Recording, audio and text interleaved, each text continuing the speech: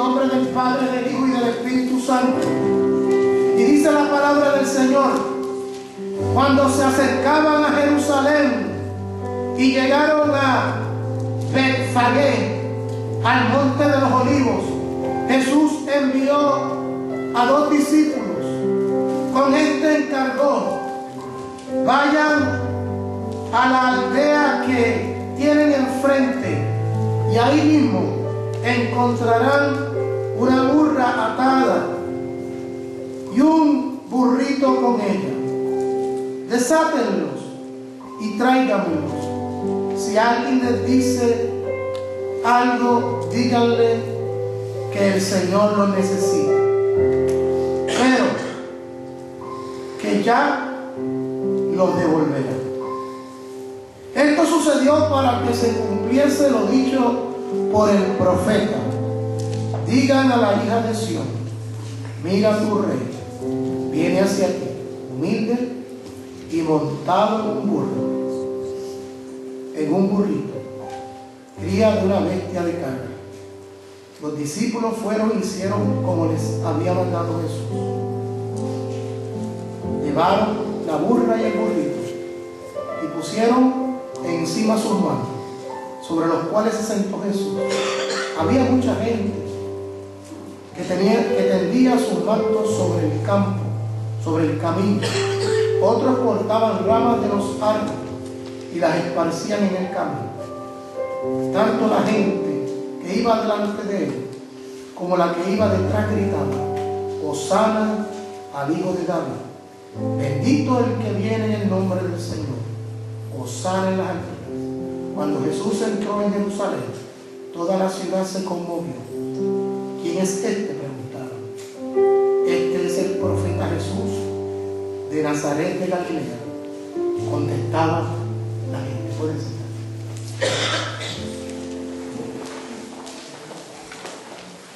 Hoy es domingo. ¿Usted lo sabía? Domingo es un día de triunfo para la iglesia. Por eso es que nosotros nos reunimos los domingos. Los domingos nos reunimos a celebrar el triunfo. No este domingo previo a la Pascua, el domingo de la Pascua, o el domingo próximo, que es el domingo de la Pascua o de resurrección, que es lo que nosotros celebramos, sino que nosotros todo el día en nuestra vida y todos los días celebramos la resurrección de Jesucristo, la muerte y resurrección de Jesucristo. O sea que el domingo es un día de triunfo en nuestra vida, y todos los días para nosotros son domingos, porque nosotros somos más que vencedores por medio de aquel que nos ha amado. Así que nosotros vivimos un domingo eterno, hermano. Nosotros vivimos un domingo eterno. No solamente el domingo venimos y celebramos el que Jesucristo nos haya salvado, sino que todos los días celebramos esto en nuestra vida, porque todas las misericordias del Señor se renuevan cada mañana. Cada día celebramos el que el Señor haya tenido misericordia de nosotros, y hoy en día nos podamos llamar hijos del Dios Altísimo. ¿Cuántos dicen amén? Amén, aleluya, sí, Señor. Hermano, en este tiempo que nosotros estamos leyendo, vemos al Señor preparándose para su entrada triunfal a Jerusalén, rumbo al Calvario. ¿Qué clase de entrada triunfal? Rumbo al Calvario, hermano. Esto era una procesión, lo que se estaba preparando para que el Señor entrara a Jerusalén. Hermano, y déjeme decirle que en esta época en Jerusalén, cuando el Señor preparó su entrada triunfal, se celebraba la fiesta más grande. Era un periodo de fiesta. Se celebraba la fiesta más importante para el pueblo judío. En estos días se celebraba la Pascua. O sea que en Jerusalén había una gran fiesta, la fiesta de la Pascua. Había, dentro de la ley, había un estatuto que básicamente decía que todo el que vivía a 35 kilómetros de Jerusalén, judío que vivía afuera, tenía que venir a Jerusalén en esos días de fiesta a celebrar y adorar al Señor, a Dios en el templo.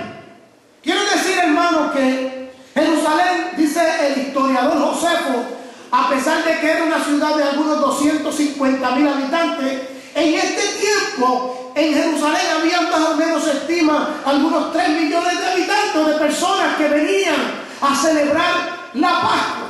Quiere decir que la ciudad estaba repleta de gente. Y en ese tiempo, cuando la ciudad está repleta de gente, es que el Señor decide que hace su entrada triunfal. Fíjense que antes el Señor, anteriormente, Él hacía muchos de sus milagros y muchas de las cosas que Él estaba haciendo las hacía como escondidas. Y le decía a la gente, no le digas nada a lo que el Señor hizo contigo. Pero ahora, cuando Él va a entrar a Jerusalén, Él entra cuando precisamente hay mucha gente. Interesante. Hasta aquí Él todo lo había hecho, mira, como calladito, pero ahora entra cuando hay mucha gente. Y entra en una entrada como Él había hablado a través de la palabra, a través del profeta Zacarías. Fíjense lo que el Señor está haciendo, hermano. El Señor entra cuando la expectativa del pueblo aumentaba en cuanto al regreso del Mesías.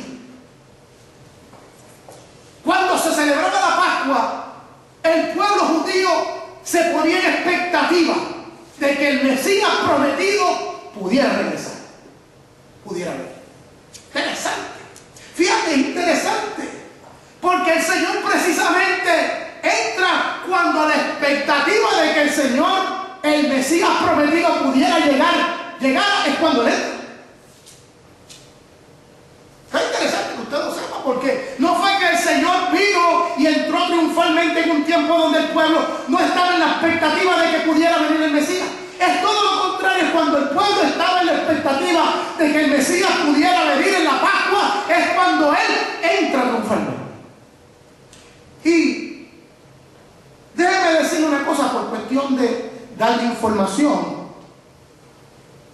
La Pascua no era otra cosa que la celebración del pueblo judío de aquella cuando Moisés los libertó allá de la esclavitud de Egipto. Él los libertó de la esclavitud de los egipcios, y Dios utilizó en ese tiempo a Moisés.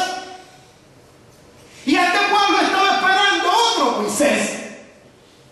Este pueblo esperaba que su Mesías fuera otro Moisés.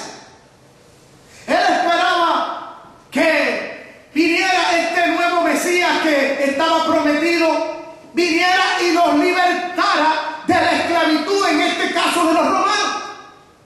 O sea que ellos esperaban que el Mesías que viniera fuera como fue Moisés, que Dios los utilizó, y Dios utilizó toda su fuerza y todo su poder contra el faraón de aquel tiempo, para que el faraón tuviera que dejar ir al pueblo.